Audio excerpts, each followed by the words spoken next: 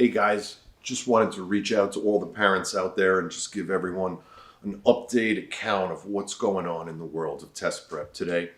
Getting a lot of calls from concerned parents about what to do during the pandemic and how to go about preparing for various standardized exams such as the SAT, ACT, SAT-2 subject tests, and the exam that's coming up next, the AP Advanced Placement exam. As of today, the AP Advanced Placement exams will be conducted in May virtually, and parents and students asking me for advice on how to prepare regarding the layout of the test and the format now that the pencil and paper version is not an option.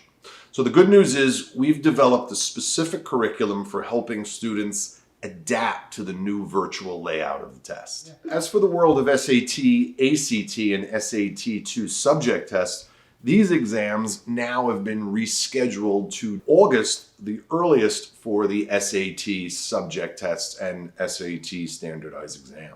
So this is good news. Now we have more time to prepare, focus on these exams without the pressure of juggling school subjects, sports, and test prep.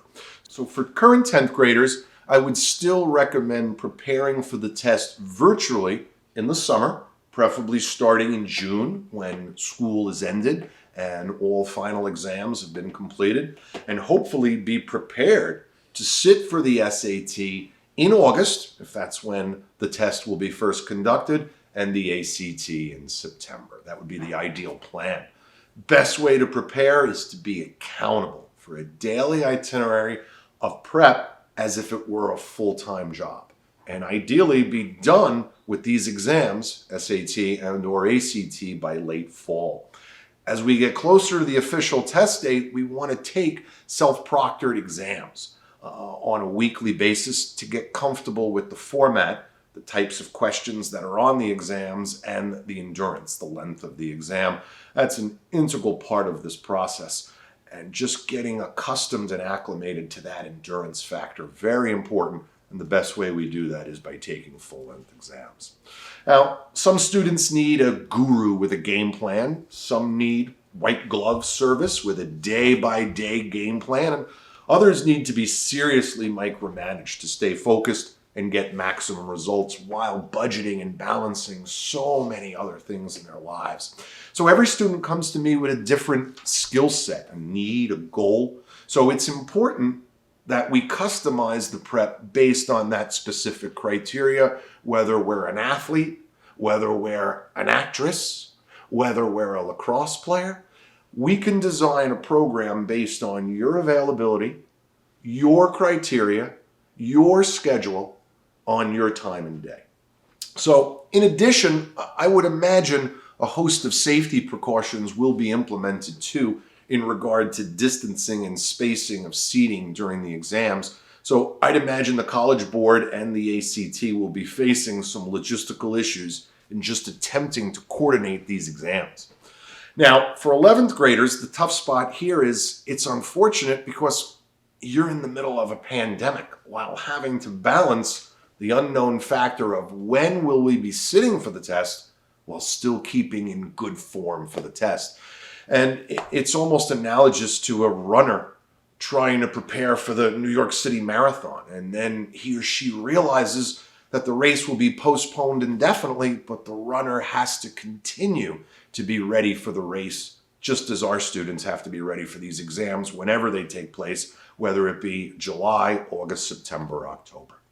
Lastly, I'd like to encourage all our students to continue focusing on their school grades and take virtual remote learning seriously while continuing a course of action for test prep.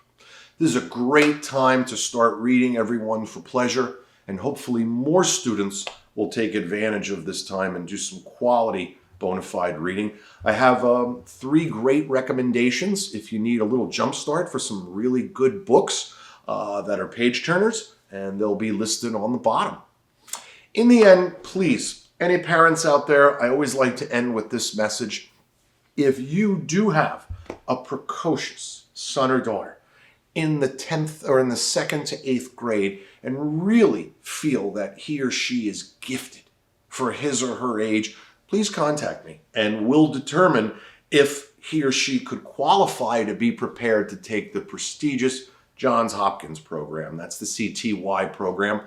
Always like talking about it. We've had some wonderful students go through that program through us and went on to become extremely successful.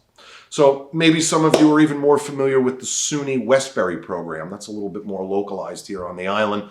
The late Dr. Lee ran that program, and it's a wonderful program, more of a math Olympics than the Hopkins program, which is more of a hybrid of a verbal quantitative measure. But regardless, both programs are exceptional. And again, if you'd like to get more information, anyone has any questions, please feel free to visit my website or just contact me, Steve Rosner, at the contact information below. And again, any questions about upcoming AP tests in May, please feel free to contact me and I'll keep posting videos. Hopefully my next one will be in April. Stay safe and healthy, everybody.